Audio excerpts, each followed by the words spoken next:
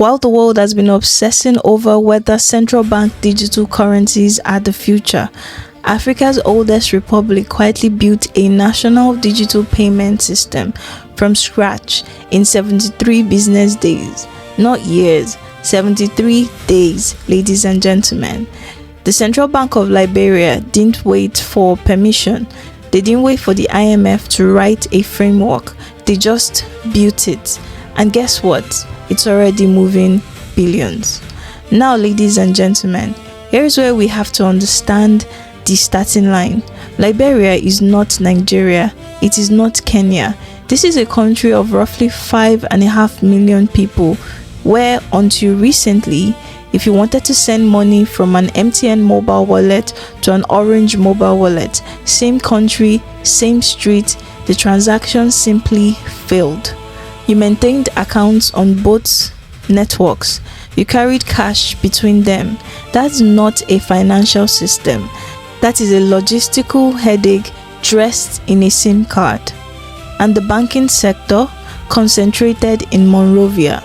If you lived in rural Nimba or Grand Gede, formal banking was a rumor. Financial inclusion sat at roughly 15%, meaning 85% of Liberians operated entirely outside the formal economy. Now here's where it gets really interesting.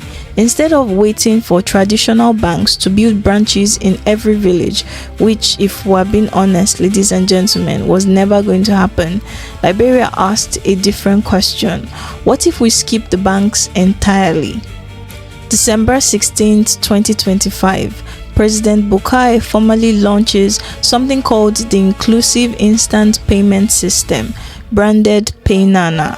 And I need you to understand what this actually is, because it is not a CBDC. It is not the e-Naira model. Liberia did not mint the digital version of the Liberian dollar. What they built instead is an interoperable digital rail powered by open source technology called Mojaloop that connects mobile money wallets, banks, and financial service providers into one national payment layer. Any wallet, any bank, instant settlement.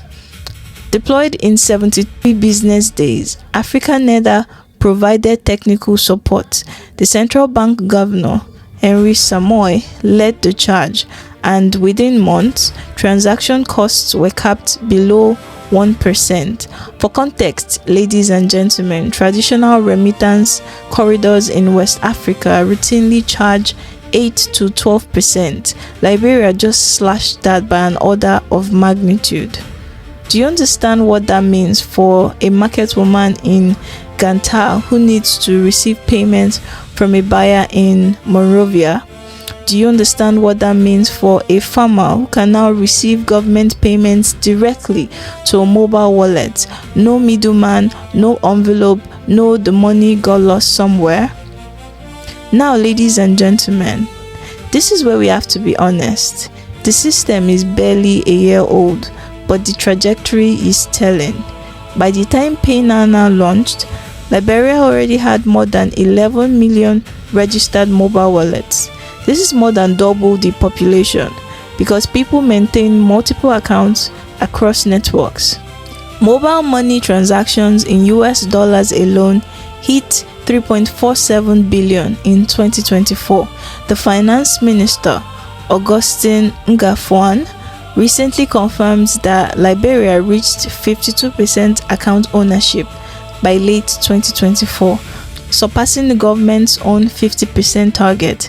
And here's the part that doesn't make the Western headlines.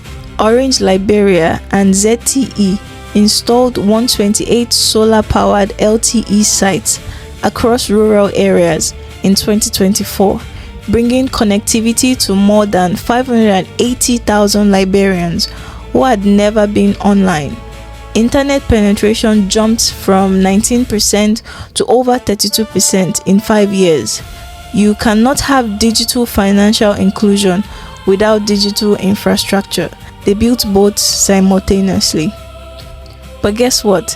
The real experiment is not the technology.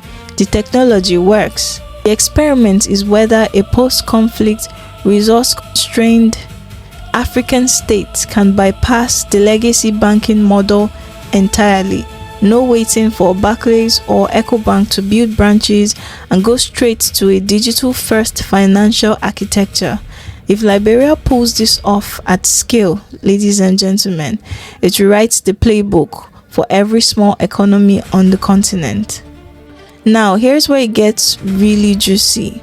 Liberia was not supposed to be first on this.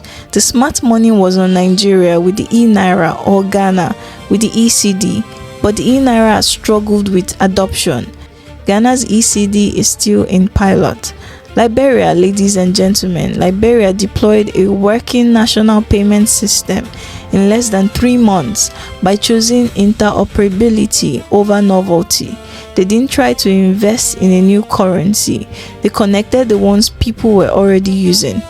The question is no longer whether African nations can build digital financial infrastructure.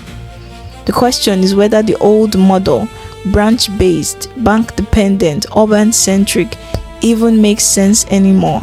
You cannot have economic sovereignty without financial sovereignty, and financial sovereignty starts with moving money at the speed of a text message, not a bank queue. They are being built, and they are being built faster than analysis predicted. What do you think about Liberia's approach? Is interoperability the smarter play than launching a full CBDC? Or does every African nation eventually need its own digital currency?